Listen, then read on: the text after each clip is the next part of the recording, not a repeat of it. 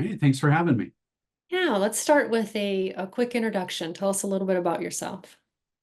It's not too complicated. I'm a husband, girl dad. I like to do things outdoors, and I've worked in technology in a bunch of different industries over the past 25 years, and that's what made me who I am. Okay, awesome. So tell me what it was like for you to approach journaling about your emotions, just your overall experience of picking up the journal and going through that process.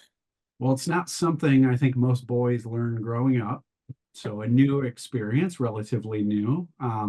It's interesting. I think when you write anything down, I think you better commit those ideas. And you really have to think through what you're saying internally when you write something down. And so for me, that was an interesting exercise to really just kind of help recognize how emotions drive a lot of what's going on in you and around you, and be better positioned to kind of address that every day, right, as you're out there living your life. Yeah, so you focused on interval nine, at least for the video, and that is focusing on creating a to-do list. So tell me about what that was like for you and maybe some of the things that you learned by creating a to-do list. Yeah, I mean, at first it feels a little bit like cheating, right? I mean, everybody has a to-do list, and I think something I've learned along the way is if you try to manage life from your to-do list, you'll never win. I mean, you're always going to have more things to do than you have time to do them. Especially as a husband and a father and a professional or having any job, right? You've got a lot of stakeholders that you need to serve. There's a lot of expectations placed on you as a man. And so for me, focusing more on time boxing each day and really managing each day to win, and then putting the things in that box that I know I have a high chance of succeeding at or at least completing. That's been a real mindset shift for me because every day feels like a small victory that I'm kind of putting on the pile versus always losing to that to-do list, which grows longer every single day. So part of the to-do list experience is around celebrating and recognizing what you're doing well. Because, like you said, we are always often focused on what we have to do, what's not done, and maybe even what's wrong, right? I mean, by nature, we're wired to focus a little bit more on what's not going well versus what's going well. So, what was that experience like of focusing more on your accomplishments and what's working well for you? Yeah, I think it's hard for me to celebrate anything. I think, my generation, a good way to put it is you didn't get a cookie for doing what was expected of you, right? And I think that that helped me form a lot of resilience, which I'm very thankful to my parents for. On the other hand, and everything is a trade-off, right? It causes you to kind of always be looking for the next challenge. And for me, it's been sort of a cathartic and fruitful exercise to really look for things to celebrate in each moment and each day, right? And each week, month, quarter, year, a decade, season of life, whatever you want to call it. But being intentional and conscious about the things that you're accomplishing, I think it creates more abundance for you. And that was an interesting discovery for me.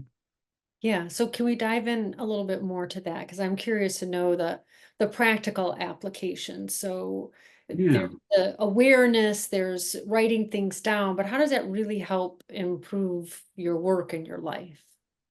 Yeah, I think for me, everything is about rituals and process and having some discipline. And I don't have the most discipline of all the people out there on planet Earth, but I feel like I work at it every day. And so for me, journaling is just another ritual and another process to follow that has a very tangible and meaningful impact and kind of forcing me to reflect Mm. not just at the end of my life, right? When I'm sitting on the porch in a rocking chair and finally thinking about maybe some of the good I've done in this life, but actually being able to explore that as I live my life and use that to drive my energy, my focus, and all the things that I want to do for those people around me.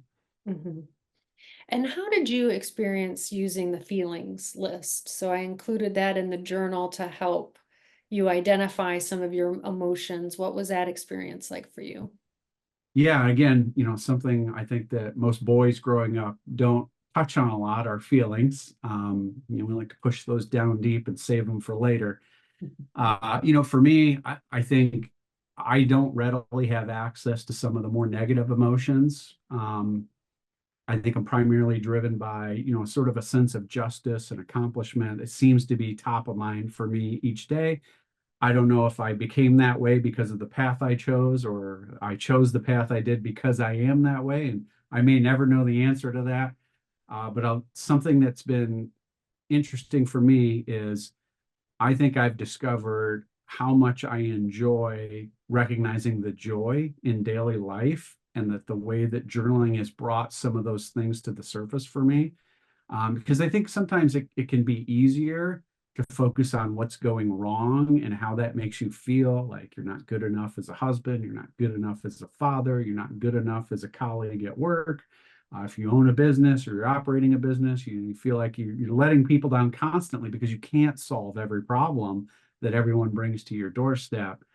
But I think being able to focus on some of the joy and sense of accomplishment that the to-do list brings me, Mhm. um, you know, maybe it's not just keeping me going, but maybe also helping me find the right path a little more efficiently. Mm. And so, for people that are just entering into this experience or starting to journal, what advice would you give to them? Very simple. A wise warrior knows himself first. That's what allows you to serve other people. So I would focus on doing the work in the journal so that you know yourself. Mm. That's well said. Almost sounded scripted, but it wasn't. It's really good. All right. And is there anything else, Troy, that you'd want to share with people that you think would be helpful on their journey? Yeah, as I think about the average man, and maybe I'm an example of that, these things at first glance might not feel like the right thing to do. It might feel beneath you. It might feel, too soft, or, maybe journaling is for women, right? Something like that.